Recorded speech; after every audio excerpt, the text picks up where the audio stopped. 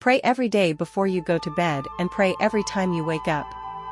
To be a Christian without prayer is no more possible than to be alive without breathing. Prayer does not change God, but it changes him who prays. Prayer is the key of the morning and the bolt of the evening. The function of prayer is not to influence God, but rather to change the nature of the one who prays. Prayer is not asking. It is a longing of the soul. It is daily admission of one's weakness. It is better in prayer to have a heart without words than words without a heart. Pray as though everything depended on God. Work as though everything depended on you. Prayer is the bridge between panic and peace. Prayer is the place of refuge for every worry, a foundation for cheerfulness, a source of constant happiness, a protection against sadness. The greatest tragedy of life is not unanswered prayer, but unoffered prayer.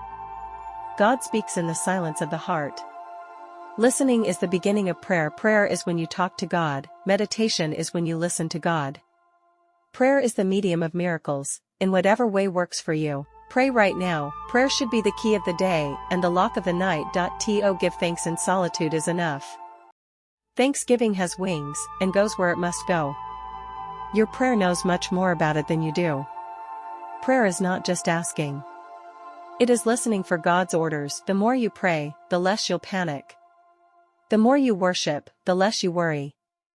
You'll feel more patient and less pressured. Prayer is the oxygen of the soul. Prayer is the raising of one's mind and heart to God, or the requesting of good things from God. When you can't put your prayer into words, God hears your heart. The prayer of a righteous person is powerful and effective. Prayer is not asking.